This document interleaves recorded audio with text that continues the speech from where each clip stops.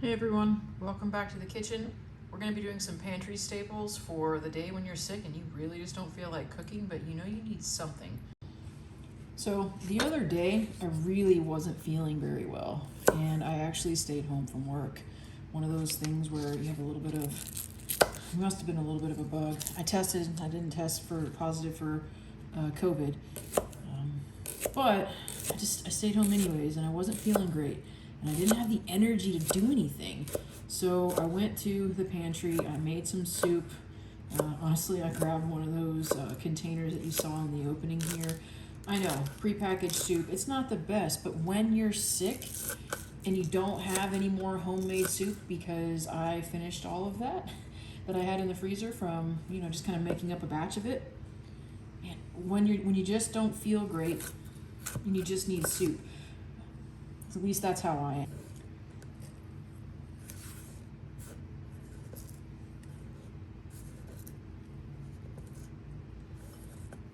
am.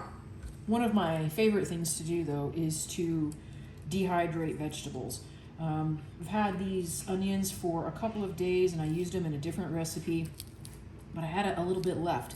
So I'm going to use these scallions and some frozen corn that I actually had in the freezer, and I'm going to dehydrate them because they are going to be some of the easiest things that you can go to add to a soup, or honestly just a couple of other dishes when you rehydrate them. So really easy pantry basics here, at least pantry basics for me.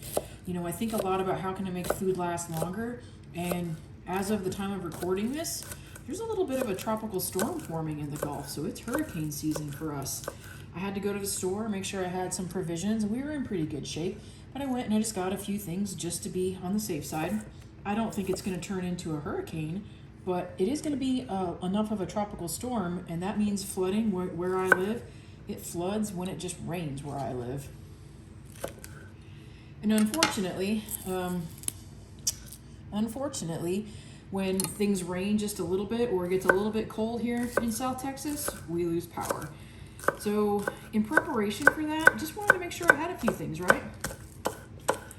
These scallions, when I dehydrate them and I'll be able to reheat them, that'll go an awful long way in terms of adding some additional flavor to something really simple. So again, pantry basics here. If you're not as familiar with dehydrating things, quick rule of thumb, the more consistent the size, the more evenly it will dehydrate. So just keep that in mind. And honestly, and the smaller the pieces, that kind of helps the dehydrating process go just a little bit quicker.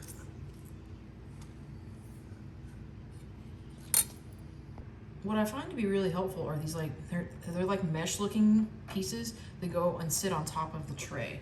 And that's gonna help keep everything from falling through the bottom.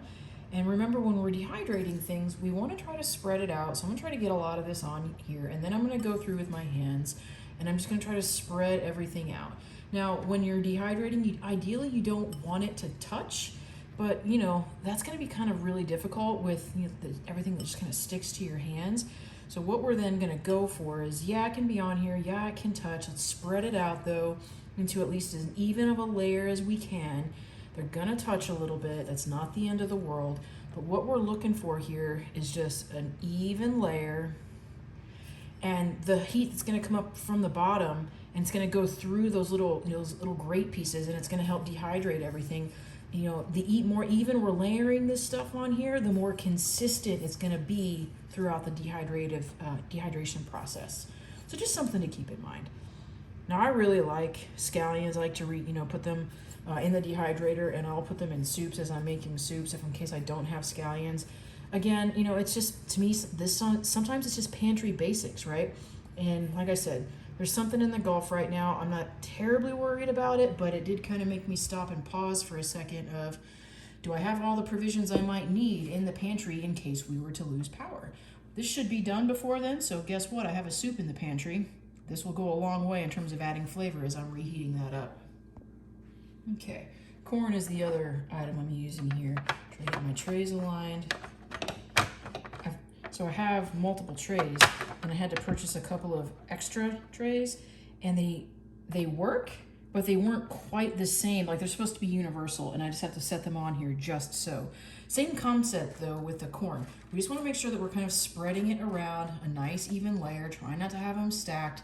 Same idea though, I'm gonna dehydrate all of this, but as I'm making soup with it later on, it's gonna be an easy grab from the pantry. Save me a little bit of time, maybe if I don't have what I want, when I don't wanna have to stop at the stores, kinda wanna come home after work.